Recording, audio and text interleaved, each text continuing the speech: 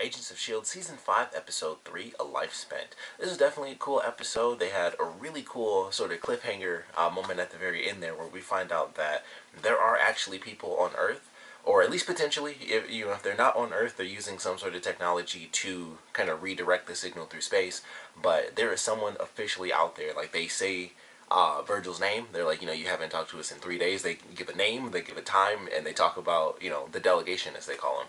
So that was a cool way to end the episode out. We also do get to see the surface of the Earth for just a little bit. It's all messed up, it's post-apocalyptic to the greatest extent I think you could possibly have. The planet is almost gone. So there's lightning and stuff and cloudy, just debris and just rocks and rubble and nothingness.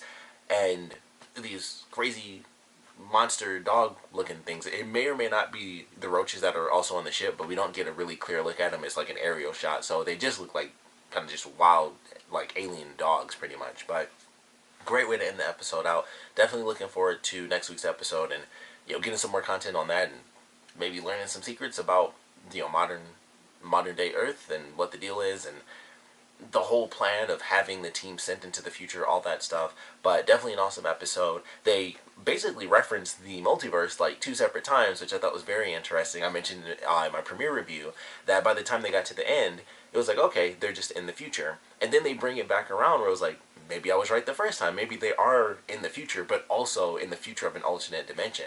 So I thought that was very interesting, and they talk about the multiverse.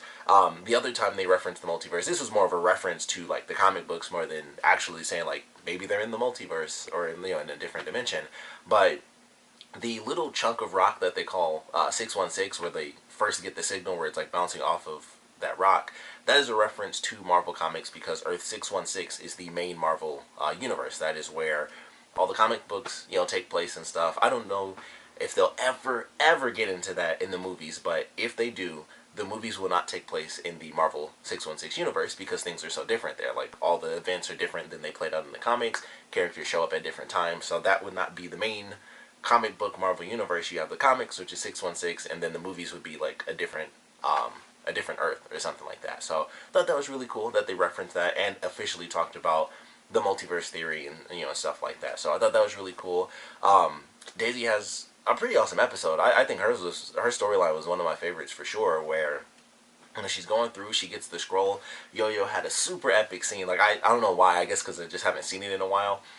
It was really fun to see her like run in the room and then her run all the way to Daisy and give her the scroll. So I loved that scene. I thought it was really cool.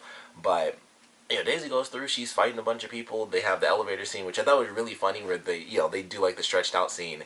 And the reason she got caught is not because she fell on them, but because as she tried to hold herself up, her shoes like scuffed the ceiling and it squeaked. So they looked up, and I was like, that's kind of funny because I've never seen it done that way. Typically, they either most of the time the person actually succeeds doing that, or if they fail, they just drop down on the person like, crap, this is too much, so they just drop and do like a sneak attack. But she was holding herself up, and then her shoes like squeaked, and I was like, crap, I thought that would work. So that was a cool fight sequence. She got punched really hard out of the elevator, but then it's like, alright, just gonna have to, push this guy through a door, or through a wall. So she had a really cool sequence there. Unfortunately, as she's trying to go through her whole mission of, saving Simmons, she actually ends up getting busted, and I still didn't learn this guy's name through the episode, but the guy that she'd been arguing with, who believes that she is the one who destroyed the world, he ends up turning her in to Cassius. And I don't know what that means. It doesn't seem too bad based on the promo. Like, she gets put into like the little tournament area, and it's like, okay, boom, here's a show of force. She ends up meeting another guy whose powers they don't show off in the promo. He's just like the buff shirtless dude. I don't know. So we have to wait to see what his power is going to end up being. But I thought that was an interesting way to kind of change her story out, because I was like, oh, okay, well, she's going into it, and it's it's super early in the season. How in the world is she gonna possibly succeed? And then this kind of stays normal throughout the rest of the season. So of course she gets screwed over. So now she's in the same spot, or well, not in the same spot, but she's kind of captured just like Jemma is. So that should be interesting to watch play out. And then we learn a few more secrets where Cassius apparently is planning to like destroy the whole station and wipe out all the families and stuff, and I don't know why he would do that, but that's apparently the plan. So now they have to work on saving everybody, and maybe they'll be sending them back to Earth. I think that would be really cool just to see. But we have to wait till next week for that stuff. Gemma's storyline was definitely awesome, with her teaching this girl how to control her abilities. We had some insanely powerful abilities. Like she kind of like half Kitty Pryde's abilities where she can phase through stuff, but then the other half is that she can make her body super dense, and it basically gives her super strength and the ability to walk through walls. So that's an insanely useful power to have. It's two powers in one pretty much. So that's actually really cool. But unfortunately, her power is working. We find out this whole display of powers and this whole little show is actually to sell Inhumans off to this woman who's a queen from like a different planet. And I thought that was very interesting because she comes in, and what I loved about it is that in the first two episodes, it was like, oh man, the Kree are like top dogs. That's where it's at. Like if you mess with the Kree, you get wiped out. And then this episode comes along, and we have these people that look more human, but they have the red eyes. And Cassius was like trying to suck up to this woman. Like he was super mad when she didn't want to eat on his ship and everything. And then when she comes on, she's like insulting him, the little backhanded compliments and stuff. And like he gives her the gift, and she's just like, yeah, I see you made a life for yourself. And she just passes the gift off, and they show his face where he looks at it. She didn't even bother looking down. It's like, and she just kept going. So I liked how they kind of played that, where he's not as in charge as he seemed. In the first two episodes, there are people above him that can embarrass him, and there's nothing he can do about it, because in terms of like the whole galaxy, he's actually fairly low on the totem pole. And I thought that was pretty interesting, because it was like, oh man, that really puts it in perspective. Like he's not really that good. He just seems that good because he runs the station and he can kill whoever he wants.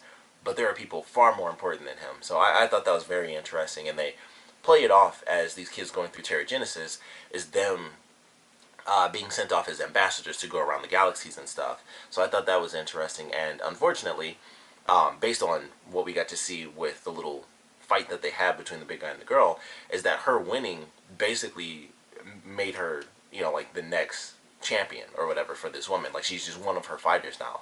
So that sucked at the end. She's sold off for a ton of money, and now they're gonna try to do that with Daisy, but of course she's a main character, so that's somehow that won't play out. But I thought that was a really good storyline too. That was probably my second favorite.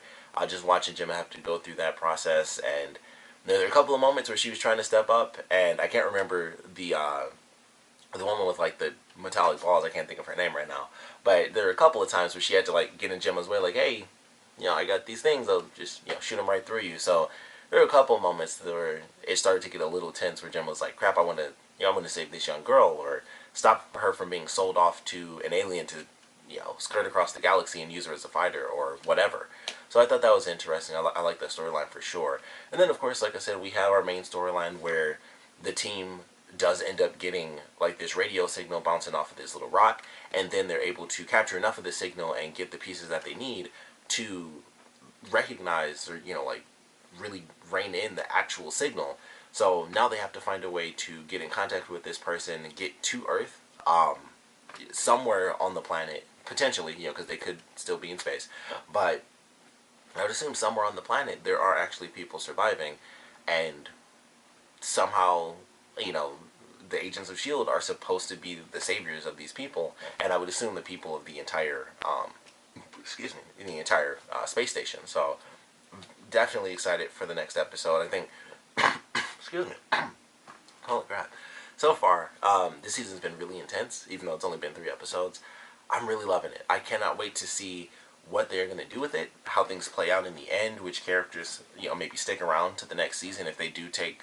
I mean, so far there's only like 2 characters that I would assume could potentially even go back in time with them, and that's because they're actually good. I mean, like, one of the characters for sure is a good character, but I can't wait to see how this season plays out. We still haven't seen Fitz. We don't know what's going on with him. We don't know, we're going to get that episode. It'll basically be like with Jemma when she was on the other planet. It'll be like a whole episode, I assume, where it's just going to be Fitz this season and what he's dealing with. Maybe they'll even jump through time and we'll see like different actors play the older version of him.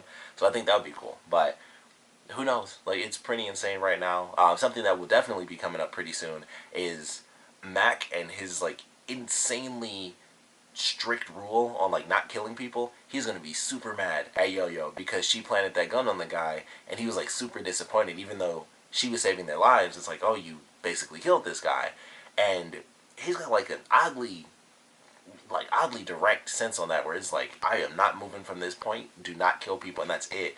And I was definitely not on his side throughout the episode. I'm like, maybe they should jettison it, because ultimately the plan totally failed. Like, everything they did to not kill this dude is what led to them almost dying. And if it weren't for Yo-Yo having super speed, and I would assume coming up with that plan ahead of time where she, ran in, she probably grabbed multiple things. If it weren't for that, her planting a gun or, hiding it somewhere else random, they probably would have all been killed off because they wouldn't have anything to, be like, oh no, he totally threatened us, but she planted that gun on him. And that's the only reason any of them lived. So, Mac is going to be mad at her about that, and he's like oddly righteous. That's just his character. He's always been that way, where it's like, we don't do this and we do that, and it's just like, okay, I get it, Agent of S.H.I.E.L.D, even though technically he quit. But that's just his character. He's just the guy who doesn't kill anybody. But I don't know. At some point, that's gonna bite him in the butt. It has to, especially in this season. It has to. But I really enjoyed this episode. I'm definitely looking forward to the next one. Of course, we'd love to know what you guys thought about this episode, so please comment below. Let me know your favorite parts about it, your least favorite parts about it. And I would love to know how you guys think Daisy is going to get out of her current situation after being captured. Her running into this guy where he mentions, like, this is Cassius's plan to, wipe out the entire space station. Would love to know your theories on how that's going to play out. What you guys think is going to happen with the team getting in contact with whoever is on the other side of that transmission. We'd love to know your theories on that as well. And of course, I just want to know what you guys thought about this episode in general, so please comment below, let me know, and thanks for watching.